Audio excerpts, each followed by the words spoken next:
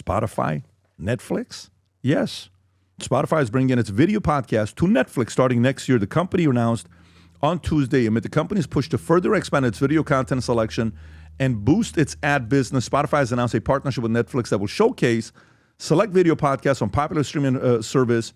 At launch, the Netflix-Spotify partnership will bring a curated selection of sports, culture, lifestyle, and true crime podcasts from Spotify studios and a ringer to Netflix. Over time, the deal will see Spotify adding even more podcasts from other studios and genres. Spotify said the move follows Spotify's increased focus on video podcasts, beginning with the launch of tools that made it possible for anyone to publish their shows as videos. Over the last year, the company has added incentives that pay podcaster hosts for the popular videos and launched a partner program so hosts could monetize their video content in a challenge to YouTube. Spotify's interest in streaming video comes after a major shift in its podcast strategy back in 2023, which included layoffs, including the chief of content, business officer, Dawn Ostroff, who had led its podcast initiatives. And that's when they signed people like Joe Rogan, Alex Cooper, and others, which some of them have expired, by the way. Tom, your thoughts on the story?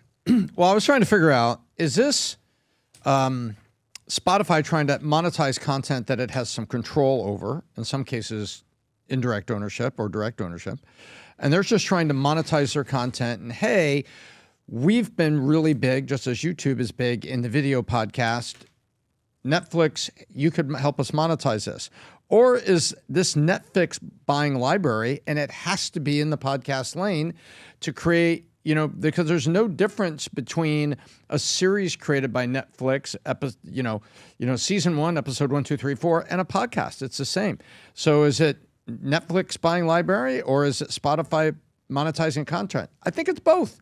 And I think it's a very convenient partnership, and I can see how it works for both because Spotify also, I think, realized that big money content creation was best left for people like Netflix, and Spotify is trying to enable rather than, buy out the room. I mean, they tried to buy out the room during Ostroff's time, and they came back and said, it's kind of like Sirius Satellite Radio when they... they bought NFL Sunday Ticket and it kind of ran its course and things happened and it got split up. But I think it's both and I think it's good. It's going to be good for the content creators who have big content because they'll be able to monetize on Netflix and, with Spotify wanting to help them with that. Anthony, what are you thinking? Well, one of the things that we see in a lot of the data, I'm assuming you guys do as well, is on YouTube, the consumption is like 60% on mobile. Pretty high number, right? Like I don't watch that, but it must be other people are watching on their phone. Second highest is on television. That's right. It's not on their laptop. And so I think that there's a kind of the millennial generation. It's weird, though. I never thought that would be the case. In business, I think we sit at our computers a lot. Right. So we're used to doing things on our computer. Most people, they got to watch on their phone or they get home. They're not watching TV. They're watching, like regular cable stuff. They're turning on the YouTube app or the Netflix app, right?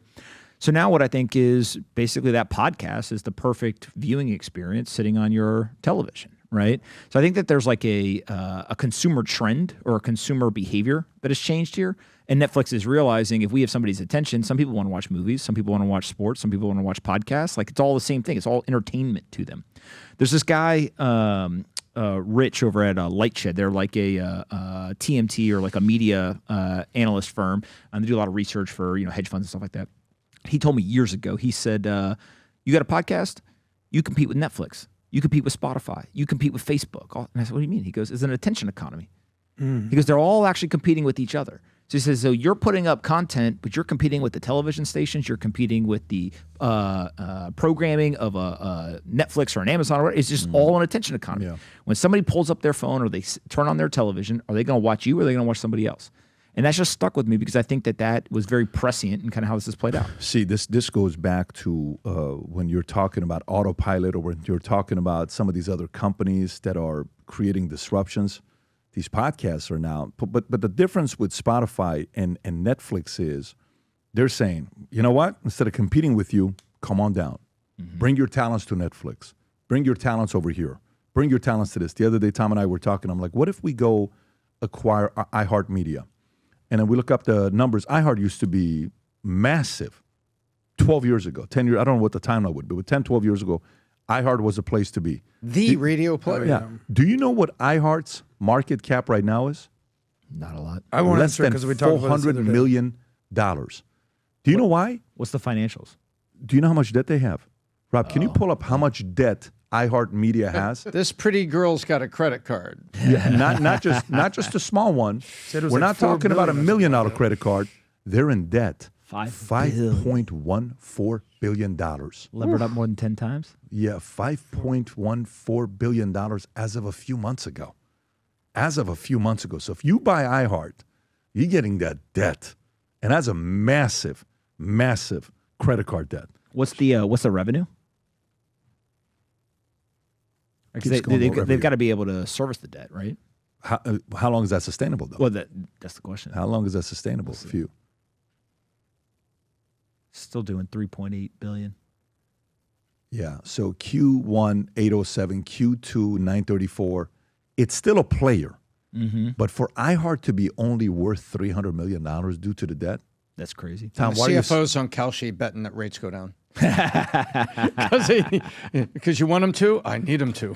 Adam, what are you thinking? So the revenue for iHeart in this instance is almost $4 billion annual, and the total debt owed is close to $5 billion.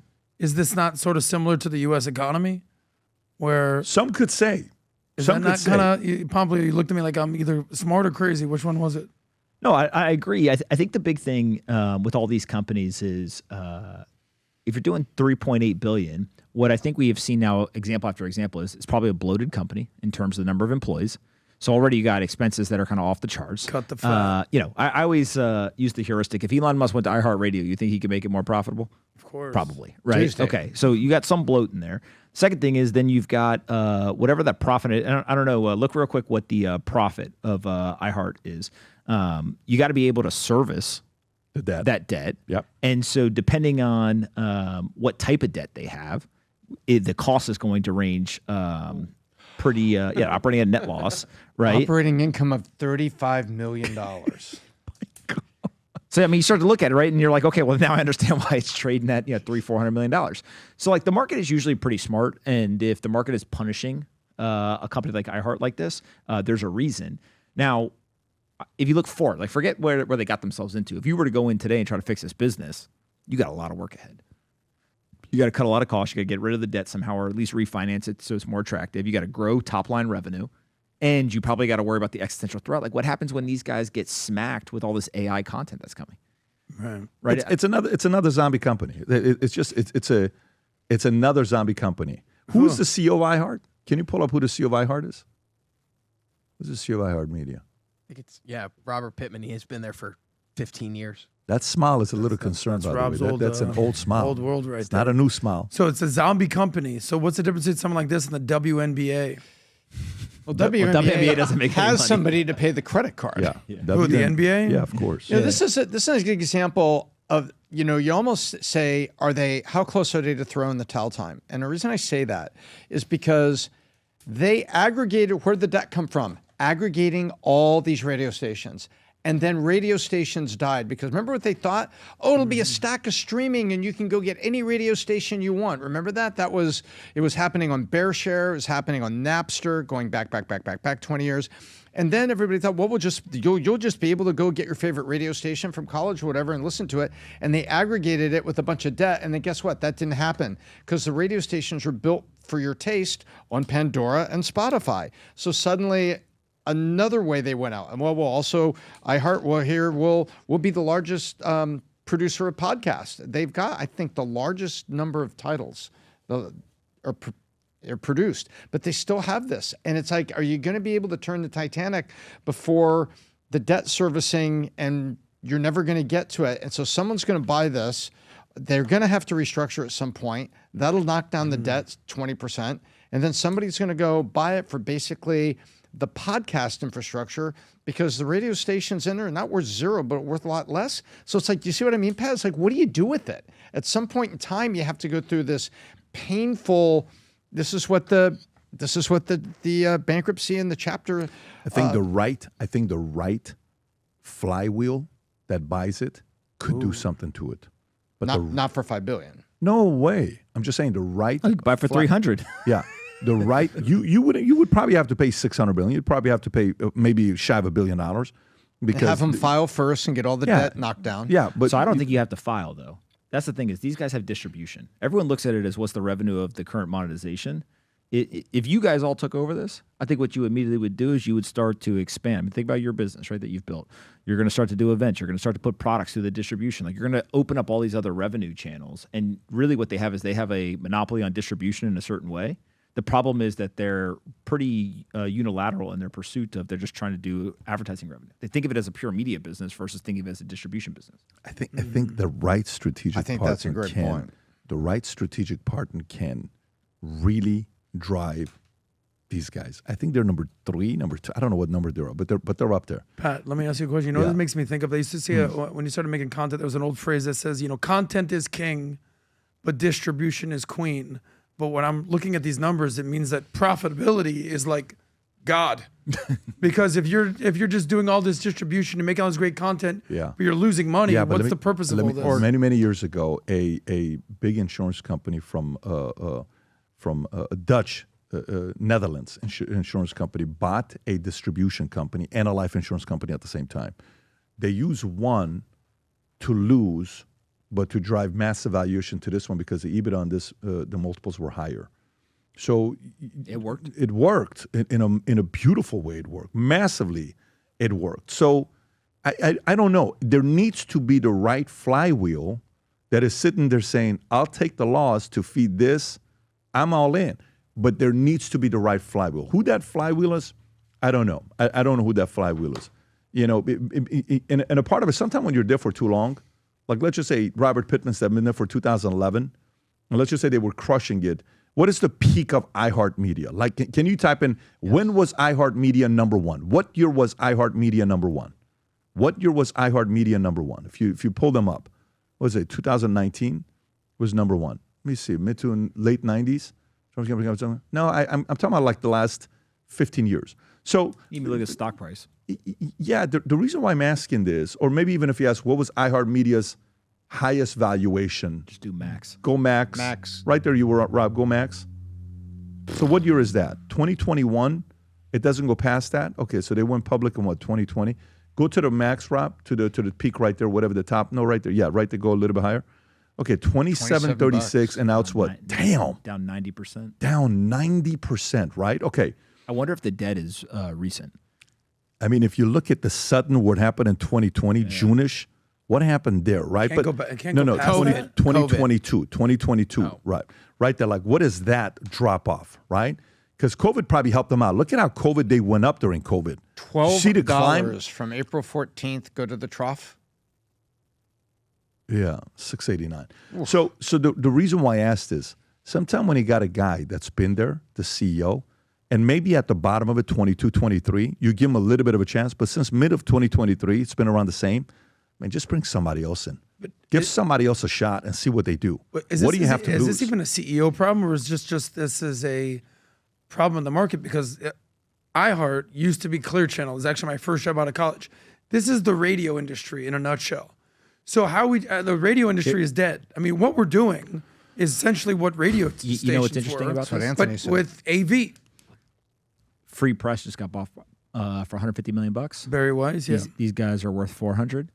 Just think about this. That business has been around. He's been the CEO for 5 times longer than the Free Press has existed.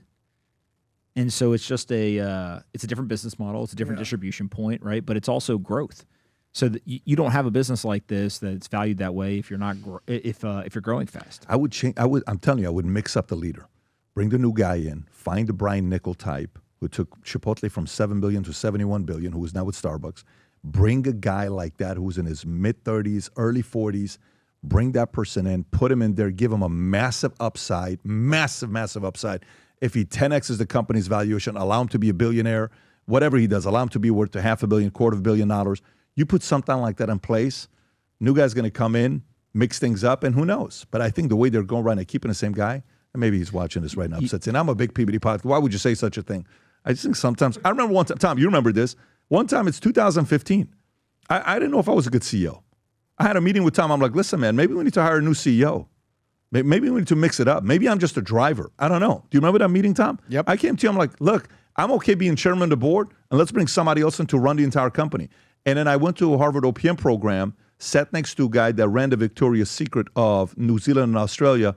I said, we're going to kill it. I came back and I took it personal to work on being a driver and a CEO to drive valuation, technology, all this stuff, and things changed.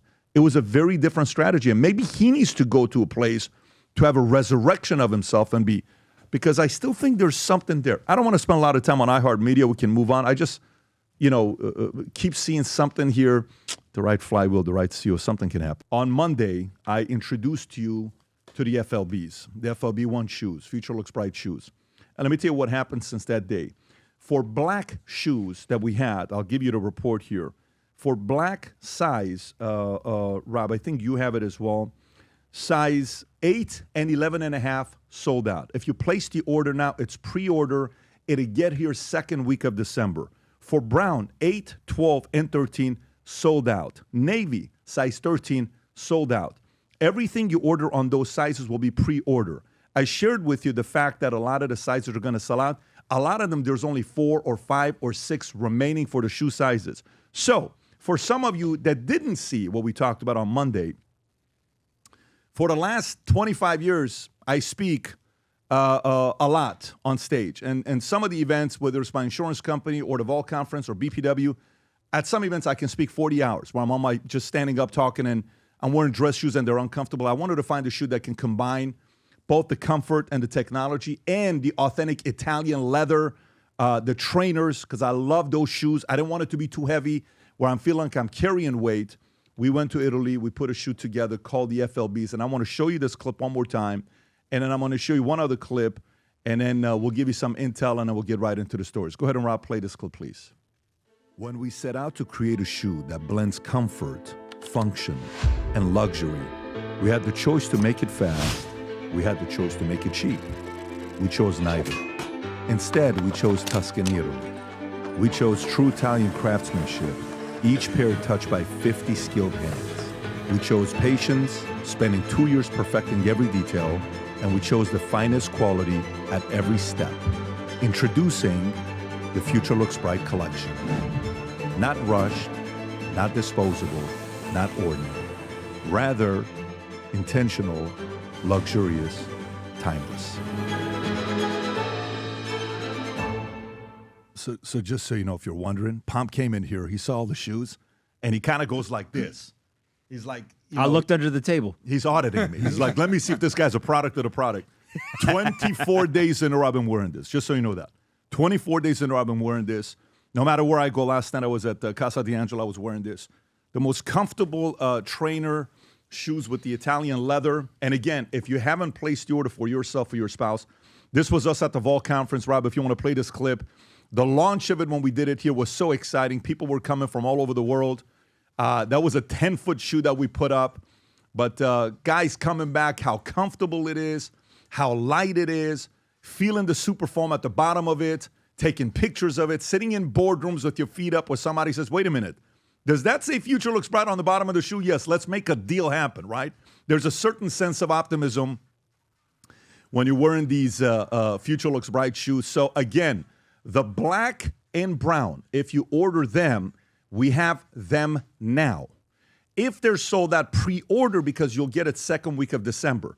The white, when it comes out, it will not last because, there's a certain material that we mixed it with. The white is absolutely ridiculous. This will come out second week of December with the navy blue. The navy blue and the white will come second week of December. The black and the brown are here for you to order depending on your size. So go to vtmerch.com, place your order, and you can learn more about the comparison of how these shoes compare to a Tom Ford. Rob, if you can go a little bit lower, to a Gucci, to a Berluti, to a Ferragamo, to a Xenia. Make the comparison for yourself. Instead of spending $950, $1198, $95, $840, it's built in the same exact factories as Gucci, Louis Vuitton, same ones, $599. I just put them on this morning. It took me half a second to put them on, and driver came, picked me up, got in the car, came over here. So if you haven't placed the order yet for yourself or somebody else, place the order, go to vtmerch.com. If you enjoyed this video, you want to watch more videos like this, click here. And if you want to watch the entire podcast, click here.